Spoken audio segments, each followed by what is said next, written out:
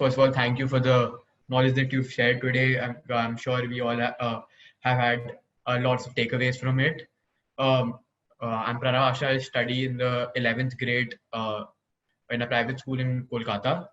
Uh, so my first question is to you is, sir, that what are some habits or some things that you do on a regular basis that you've picked up through your entrepreneurial experience uh, that have helped you maybe make the right decisions or uh, maybe helped you in your professional career, and that you would like to inculcate in maybe your children and us?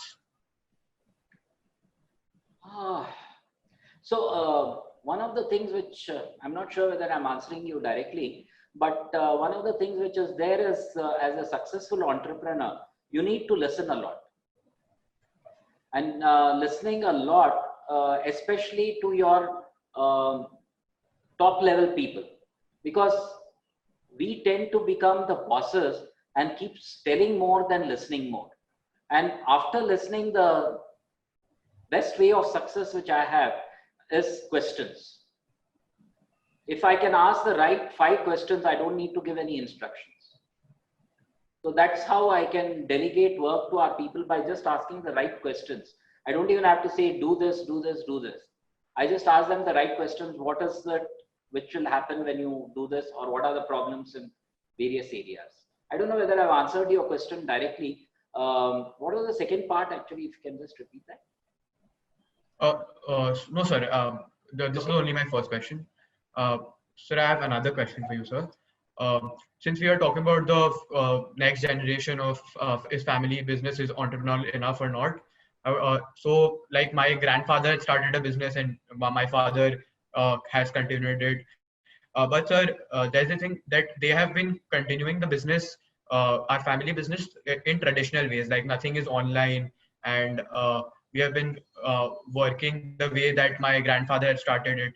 And now, say if I want to join into the business, and sir, how should I think about going through the transition of turning from traditional ways of doing the business to the new and coming ways of doing the business? What is the business? It's a business about automobile parts. Automobile parts. Okay. First, the businesses today have a very small shelf life. In your grandfather's time, businesses were for 30 or 40 years. In your father's time, it was 12 years. In your time, it will be 5 to 7 years. Things have to change very, very fast. Having said that, there is a lot of thought process in a lot of youngsters that I need to change the way things are there. So my personal take is that there is so much experience with our parents. In fact, even today, my father is 90 years old and he's not been in business for the last 10 years. But whenever I want inspiration, the question I ask is, if this is the situation, what is the question my father would ask me next?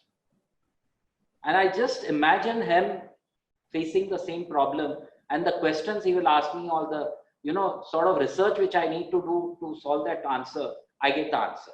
So the first thing is, you don't need to change what they are doing. You only need to add on to what is happening. And just becoming online is not going to change the way things are.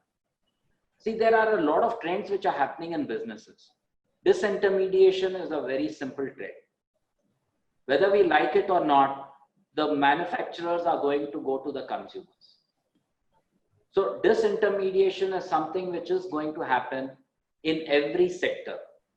So unless you can add value, just by being an owner of a shop or a CNF agent, you cannot add too much value today, because information is available from the manufacturer to the consumer in a jiffy.